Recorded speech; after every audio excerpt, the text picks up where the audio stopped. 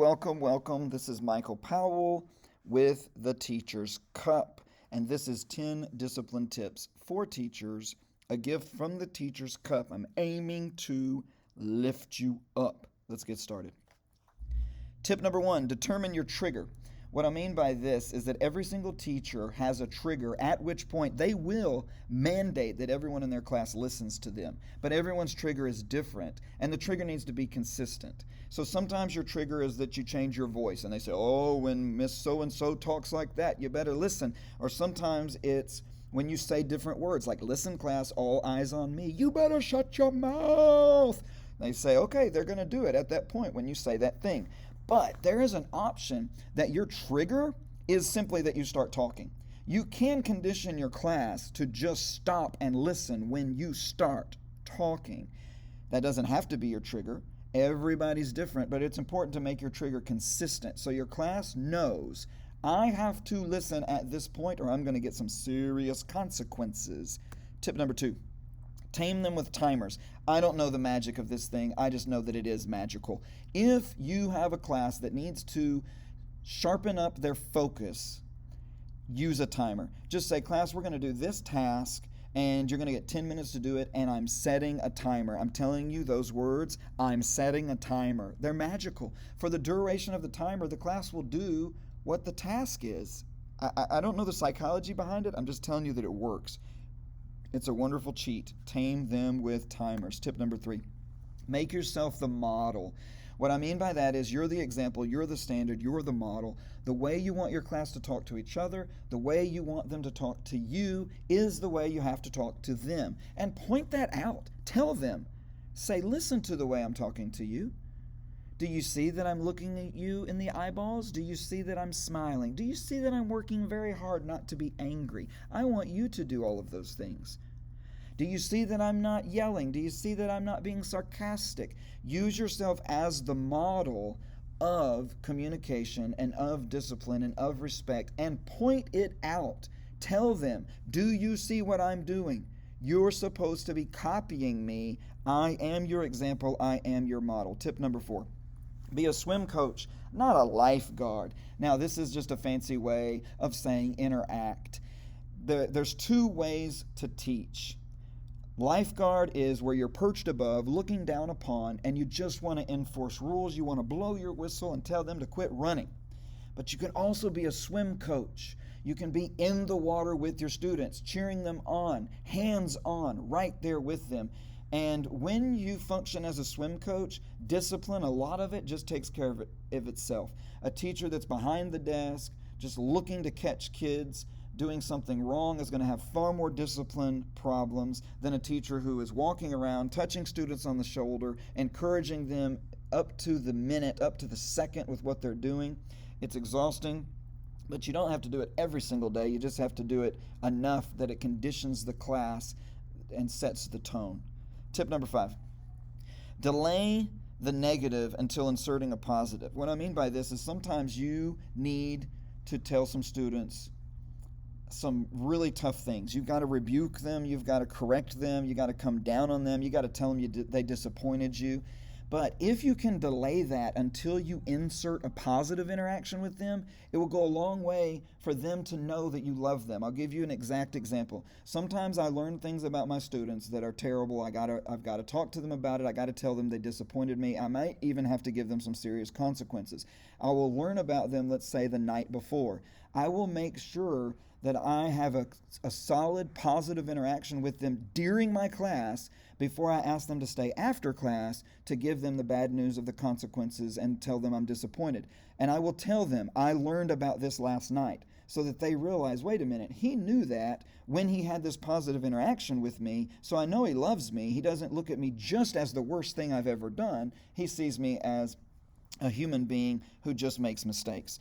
Tip number 6, be as transparent as professionally possible. So obviously you have to be the professional. You can't be giving your business. There is a line you're not supposed to cross. But being transparent about the fact that you have a headache, the fact that you're just getting over the flu, the fact that maybe your parent is sick or your dog just died, the fact that one of your kids just went off to college and you miss them, the fact that you're going on a trip the next day, all of those things help the students understand the behaviors that you're having, and also open the door for them to tell you things that are going on in their own lives, which will make you a better teacher because of that knowledge. Tip number 7, set goals together and deliver rewards.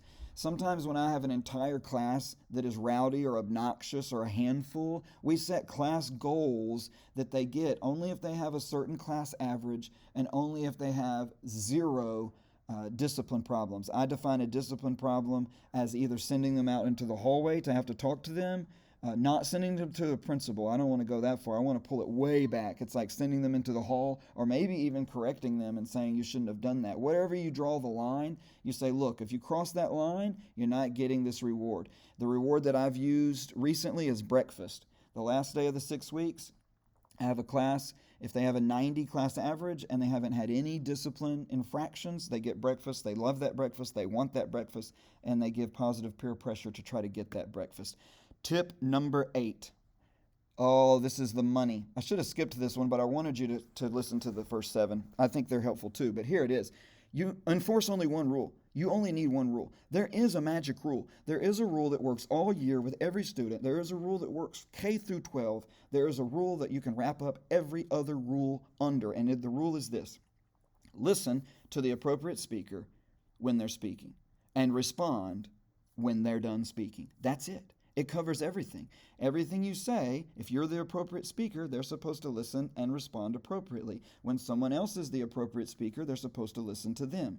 If someone speaks but they're not the appropriate speaker, you're not supposed to listen to them. And if someone says something that's wrong and awful and mean, then the appropriate response would be to ignore them or correct them or roll your eyes at them or whatever. This rule, it takes care of everything, and when it's enforced consistently, it's the only rule you need. Tip number 9, be unfair and biased without any guilt. And what I mean by that is that the most unloving, unfair thing you can do is treat different people the same.